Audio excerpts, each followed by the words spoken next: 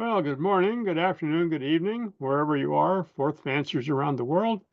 I'm Bill Ragsdale, pleased to be here. This is by the miracle of electrical transcription because I am on the road this weekend. Today, we're going to talk about the tree of fourth. We talk about our family tree, the tree of life. Today, the tree of fourth. So ask yourself, where did your fourth originate? Whatever fourth you're running right now, do you know its heritage? Do you know who developed it? Do you know where it came from? Well, today we're going to explore an interesting component of that, or several components. Of course, we have to acknowledge that this all came from the mind of Charles Moore. In the mid to late 1960s, through a sequence of programming projects, applications, and ideas, Charles Moore came up with the concept of fourth, which was first explored at Kit Peace Observatory, and then he formed a company in Manhattan Beach, California, to commercialize fourth, and all of our work springs from that. But there are hundreds of other minds who have also contributed to fourth along the way. This is the fourth family tree.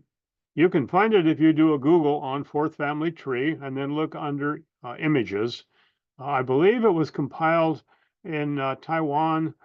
It is programmed as a network system and is published with supporting software so that you can reorganize this chart as you see fit.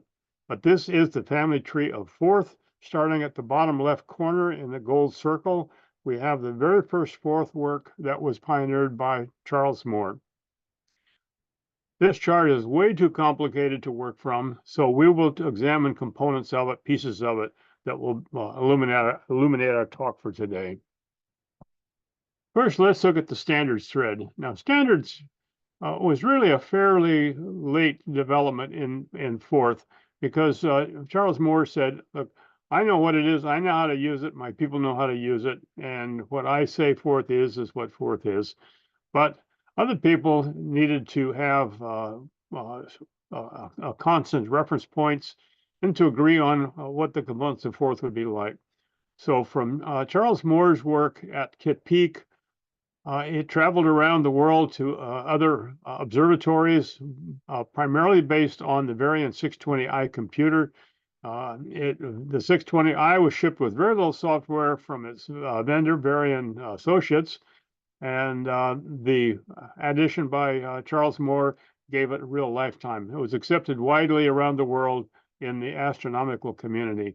At the end of the green arrow, we say AST01.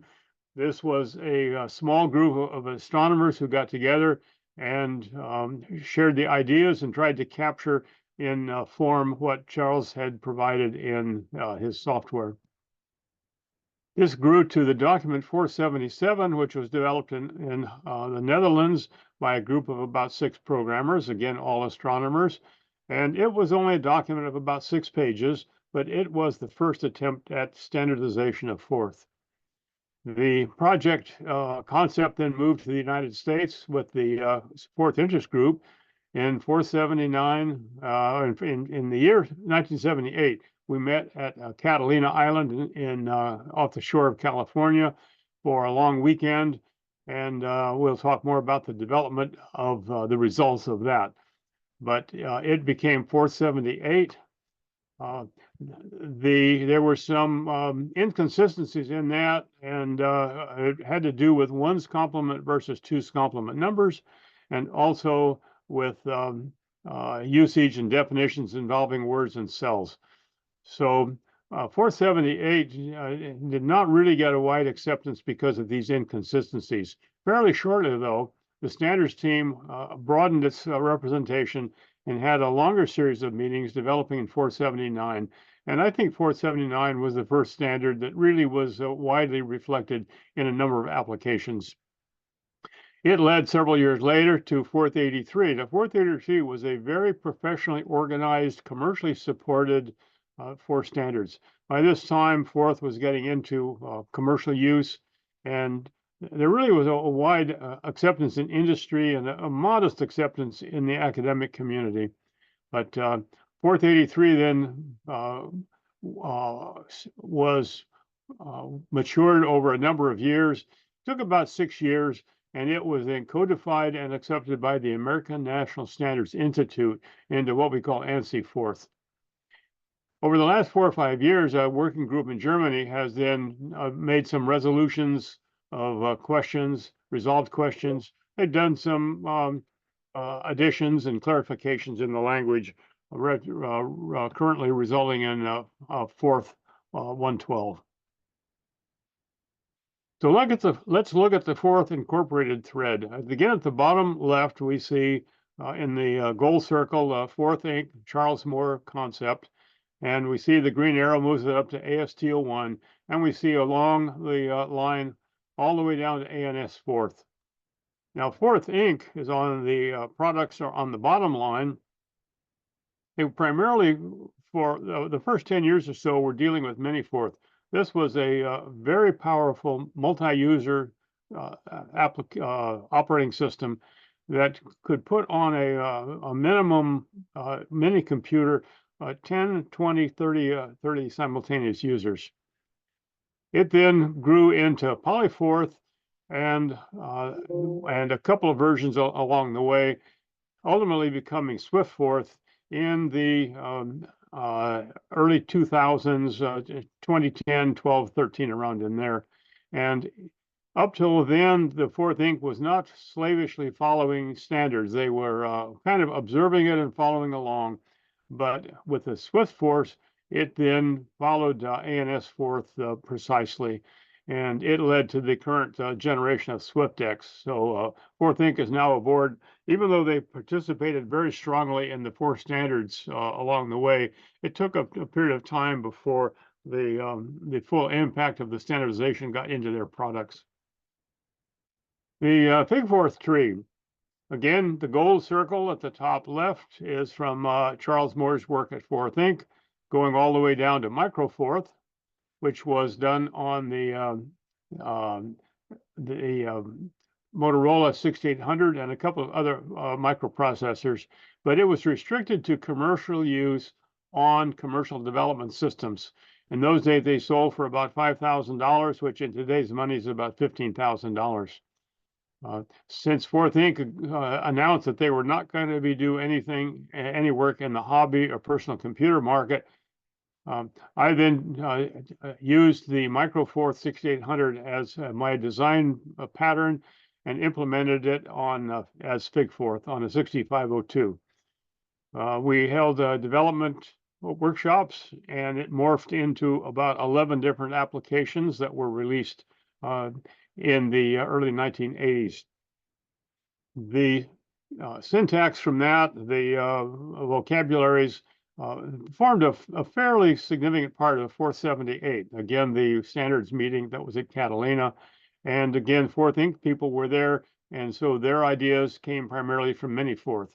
So here we had the problem, because Mini-Fourth was a 16-bit word-oriented, and Figforth was an 8-bit byte-oriented language. So it took a while to resolve that into a 479, 483. But this is the origin of Figforth. This is how we got it going. Let's look at the fruit of the tree, the Figforth derivatives. Since it was public domain and source was published and a number of implementations were published in source code form at the assembly level, many developers then used it as a basis for their own work.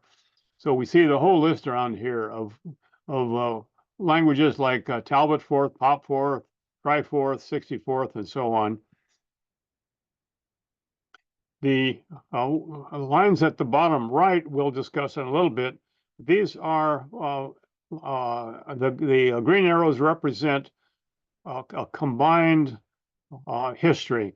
The black areas derived directly from Figforth, but the ones with the green areas had multiple inputs, not just Figforth, but other sources as well. So we see that, Figforth really was in the hobby area, it really was the cornerstone that most of it grew from. So let's look at some of the resulting final languages that are in use today. And my favorite, of course, is Win32 Fourth by Tom Zimmer and Andrew McEwen. But we'll look at how it was put together. Again, we start with the gold circle with fourth ink, going to the right to the red circle of micro fourth. That was derived into Fig Fourth. And then on the green series, we see a series of languages. And these were developed in parallel with the standardization work. So the standardizations worked all the way across to the right to fourth 83 in a blue circle. And then we'll follow from Fig Fourth. We got to F83, which I believe was Laxon and Perry Fourth. It grew into F83Y. That grew to ZF, which is Tom Zimmer's fourth. Then Andrew McEwen got involved and a couple of others, so they had FPC. And finally, then Tom Zimmer and Andrew McEwen got together and do Win32 Fourth, and it follows the fourth 83 standard, the ANSI Fourth. And it's one of the long-term surviving, very common, very popular, very widely used fourths. So what are the major systems today? We saw in that very large diagram, there are many, many, many systems. Which of the ones are in common use today? Well, the first is, of course, Win32 Fourth. I favor it because it is static. That is, there is no further work being done with it. There have been some corrections and updates along the way, but it is an unchanging language following the ANSI Fourth. SwiftX is by Fourth Incorporated. It's a supported product. I'm sure it has evolving, and as it's represented in a wide number of commercial products and is fully supported.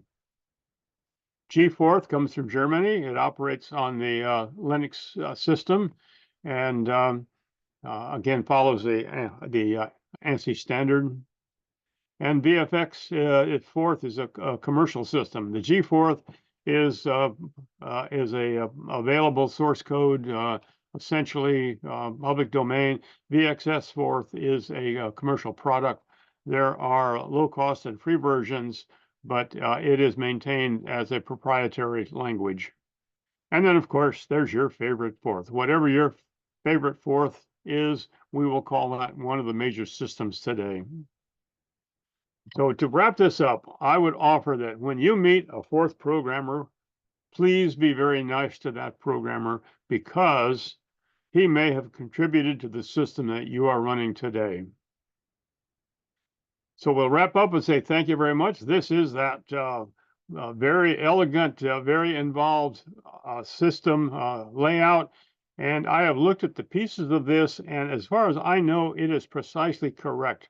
For all of the relationships I'm familiar with, they are correctly represented on this. So I will return back to our fearless leader. I want to thank you very much for your attention today. We had a great section looking at the history of Fourth, and that ends our recording.